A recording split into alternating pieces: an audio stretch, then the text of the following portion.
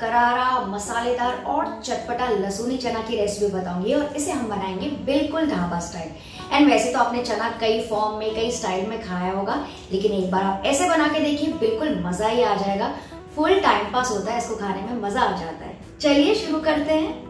तो बहुत ही ज्यादा चटपटे और मसालेदार लहसुनी चना बनाने के लिए यहाँ पे मैं छन्नी में मैंने लिया है करीबन 250 ग्राम चना। इसको मैंने रात भर भिगा दिया था और सुबह मैंने इसमें सीटी बजा ली थोड़े से नमक के साथ।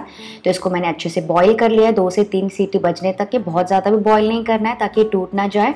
और इसको मैंने छन्नी में छान के पहले से साइड में रख दिया था, क्योंकि अगर उसमें जो एक्स्ट्रा मॉइस्चर रहेगा ना ऊपर से, तो कोटिंग इसमें चिपकेगी नहीं। तो आप चाहें तो इसको पहले से बॉईल करके रख सकते हैं फ्रिज में, या फिर एक दिन पहले भी इसको बॉईल करके फ्रिज में रख दीजिए। नेक्स्ट एक बोल में मैं ले रही हूँ एक अंडा। इसको अच्छे से बीट कर लेंगे। इससे क्या होता है ना, जो क्रंची इसका टेक्सचर है ना, बहुत ही अच्छा आता है और बहुत ही अच्छी बाइंडिंग और कोटिंग होती है। पर मान लीजिए अगर आपको अंडा नहीं यूज करना है तो आप इसके बदले 2 टेबलस्पून बेसन और उसमें 1 टेबलस्पून पानी डाल के ऐसा बेस तैयार कर सकते हैं। फिर हम इसमें डालेंगे बाकी के मसाले। तो सबसे पहले मैं इसमें डाल रही हूँ थोड़ा सा नमक, 1 टीस्पून लाल मिर्ची पाउडर, 1 टीस्पून धनिया पाउडर, बिल्कुल थोड़ी सी हल्दी पाउडर, आधा टीस्पून गरम मसाला, 1/4 टीस्पून अजवाइन, इससे बहुत ही अच्छा टेस्ट आता है। आधा टीस्पून मैं डाल रही हूँ आमचूर पाउडर, 2 टीस्पून मैं डाल रही हूँ अदरक लहसुन का पेस्ट और बिल्कुल थोड़ी सी काली मिर्ची। साथ ही मैं डाल रही हूँ बस 1 टीस्पून सोया सॉस। इससे बहुत अच्छा फ्लेवर भी आ जाएगा और थोड़ा सा कलर भी आ जाएगा। फिर मैं इसमें डाल रही हूँ आधा कप भर के मैदा, और साथ ही क्रंची टेक्सचर देने के लिए इसको मैं यूज कर रही हूँ 1/4 कप कॉर्नफ्लावर। आप चाहें तो इसके बदले चावल का आटा भी यूज कर सकते हैं। इन सारी चीजों को पहले अच्छे से मिक्स कर लेंगे आपस में। और इसमें मैं डाल रही हूँ थोड़े से कलर के लिए बिल्कुल 1 पिंच ऑफ फूड कलर। ये कंप्लीटली ऑप्शनल है फ्रेंड्स, लेकिन ऐसे ही बनाया जाता है ये ढाबा स्टाइल लहसुनी चना। और इसके बाद इसमें डाल देंगे थोड़ा सा पानी। तो थोड़ा थोड़ा करके इसमें पानी ऐड करते जाइए। इसका बेसिकली हमको गाढ़ा घोल तैयार करना है। मैं आपको कंसिस्टेंसी दिखाती हूँ, बिल्कुल ऐसा ही गाढ़ा होना चाहिए ताकि वो जो चना है ना उसको अच्छे से कोट कर सके। और क्योंकि हमारा चना थोड़ा सा ड्राई है तो कोटिंग अच्छे से लग जाएगी।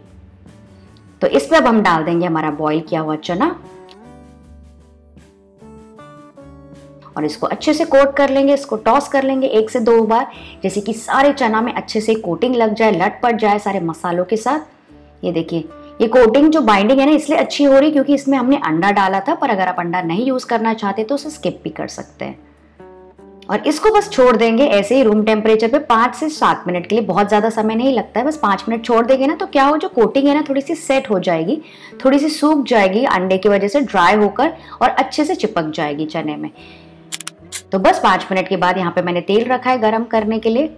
जैसे मीडियम हाई फ्लेम पे गरम हो जाएगा, इसमें हम एक एक करके चना सारे डालते जाएंगे। तो इसको दूर दूर ऐसे बैचेस में ऐसे थोड़े थोड़े छोड़ते जाइए। अगर आपस में फ्रेंड्स ये चिपक भी जाए ना तो कोई बात नहीं, वो फ्राई होने के बाद आप अच्छे से अलग हो जाते हैं। तो इसको ऐसे बैचेस में फ्राई करते जाएंगे और इसको फ्राई होने में बस 3 से 4 मिनट लगते हैं। बहुत ज्यादा समय नहीं लगता है क्योंकि सिर्फ हमको कोटिंग को ही पकाना है। और इसका जो टेक्सचर है ना बहुत ही ज्यादा क्रंची आता है, बहुत ही मजे का आता है। मैं आपको दिखाती हूँ उसका टेक्सचर थोड़ी देर बाद।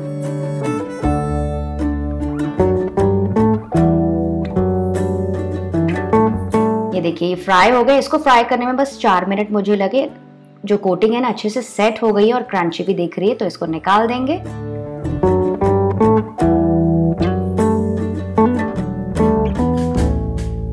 और इसी तरह से बाकी का बैच भी फ्राई कर लेंगे। फ्रेंड्स इसे ट्राई जरूर करके देखिएगा, बहुत मजा आता है, बहुत टाइम पास होता है एक एक चना खाने में।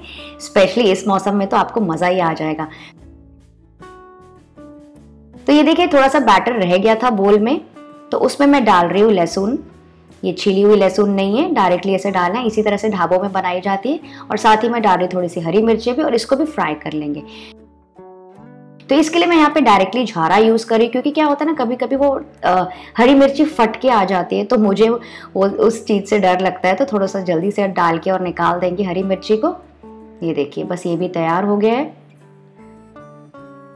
तो सारा चना मैं निकाल दूंगी और मैं आपको दिखाती हूँ इसका टेक्सचर। तो बस इसी तरह से तैयार हो जाते हैं। इसके ऊपर आप डाल सकते हैं थोड़ा सा चाट मसाला और इसको मिक्स कर सकते हैं। और ये देखिए आप सुन सकते हैं कितना क्रंची बना है।